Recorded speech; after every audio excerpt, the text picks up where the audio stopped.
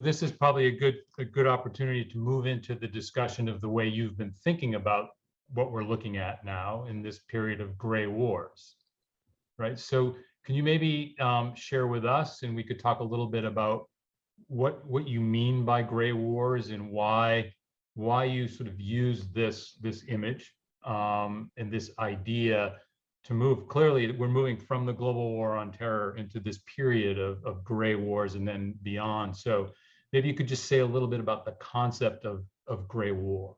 Sure, I can offer, one or two to maybe kick off discussion.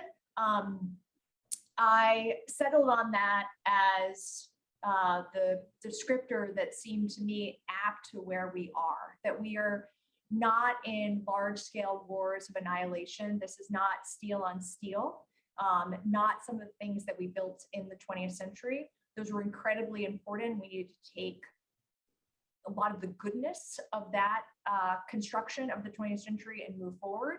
We also need to take a lot of the goodness of the last 20 years and move forward. But I would offer that we're now going to be marked by a period of protracted and persistent struggles without a beginning and without an end, without a victor and without a vanquished.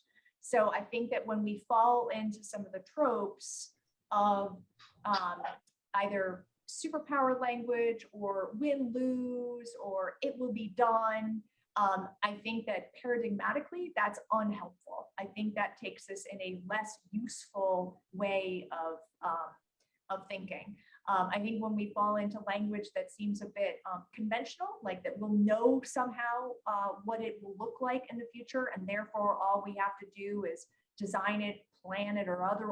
I think that's, again, realistic. We can always do our best, but I would offer that enemies and adversaries, they're going to be filling our voids, our niches, creating contingencies. They're going to be trying to work around. So by definition, that means that it's probably not going to be something obviously recognizable. So that would maybe be a second offering I would have to the group for us all to discuss. Great. I'm going to go to General Votel now. I know you've written a little bit about sort of the gray space or the gray zone.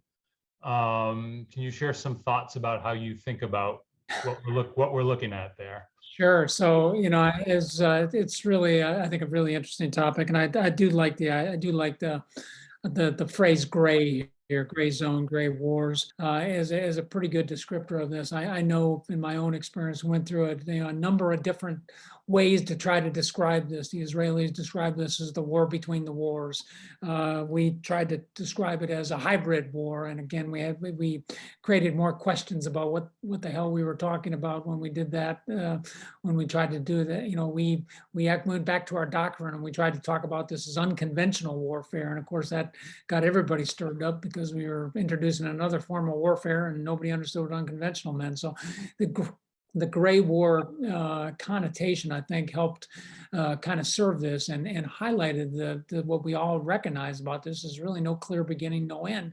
And the fact that this gray war, this gray zone, is something that has always existed, and there's a taxonomy in terms of this. That goes all the way from normal competition between states to strong economic and military activities short of open conflict that kind of get wrapped into it. So I think it's a good way of thinking about it, but it also really challenges us. One of the things that we really struggle with is how do you define winning in a gray war? And we as Americans, we like to win. We want to be able to have a parade. We want to be able to say, yes, that's what we did right there.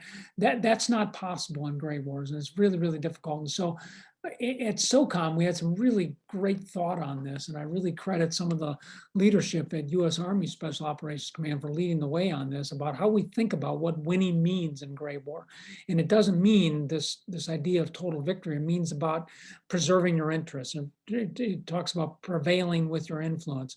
It means preserving the decision space of our senior leaders so that we can continue to operate here and we can maintain our relevance and influence in these particular situations. And that's I think where the difficulty gets in with things like gray war or gray zone in terms of trying to make people understand this. But to me, it's a good way of describing this, and I think it's a state that we're going to continue to confront for some time going forward, I believe. Sean. All right. Well, this is central question. First of all, Nancy's book is really good. It's very readable, and she takes you on she's a great introduction for people who don't know what SOCOM, Special Operations Forces, is. And it gets at the heart of this, because this, I think, is in many ways what we should be discussing in terms of grand strategy for the next 30 years. What kind of warfare are we facing? As General Votel says, what does victory look like? You know, how do we know if we've won? All of these things. So I'm going to say something that's going to be a little heretical. I believe, if I go beyond Nancy, I think that the era of conventional war is done. So when we think of conventional war, think of like World War II, force on force. The data on this, if you look at wars since 1945 to today, conventional wars are very rare. There's actually nothing more unconventional than a conventional war. And whereas unconventional wars are just off the chart. Yet we're preparing for a future conventional fight. When people think now about great power competition, as you know, our national defense strategy in 2018 moved away from counterterrorism and counterinsurgency into great power competition, which really means Russia and China, first and foremost. Many people in Washington imagine that there's going to be like a battle of Midway in the South China Sea, fought with Ford-class carriers, F-35s, and drones. And, you know, like World War II with better technology, a conventional fight. And I argue that's not going to happen unless there's, you know, accidental warfare. War is getting sneakier. War is going into the gray zone more and more.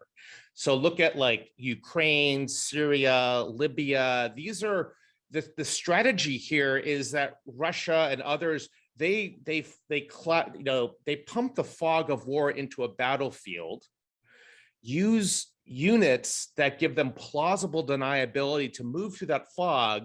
And while the West is still scratching their head about what are the facts on the ground in Crimea is already fait accompli. So warfare is getting sneakier. And I don't think that's going to change. I mean, all these war games of force on force with Russia or China, it could go nuclear really quickly. And that's why, just like the Cold War to an extent, we're going to see competition across all layers. And I think one of the weapons of choice will be special operations forces, soft, mercenaries, disinformation, all of these things. But here's the problem for democracies, and it really gets to the mission of the council here. If war is getting sneakier, we all know that secrets and democracy are not compatible from the church hearings of 75, 76.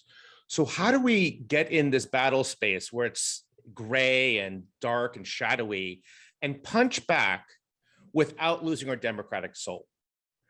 Because this way of warfare, it favors autocracies. They can do these things very easily, but we cannot. And this is, I think, one of the reasons we're seeing the rise of autocracy. And just as evidence that this is actually what's going on, if you talk to any special operator, and I think Nancy, General Votel will confirm this, is that their op tempo is insane. It has been for 20 years. It will be going forward. Whereas conventional war weapons don't do as much, I think. So I think the future will be gray. It will not be black and white conventional war. I'm not sure we're ready for it. And we need to think about how do we fight this modern way of warfare ethically and without losing our democratic soul.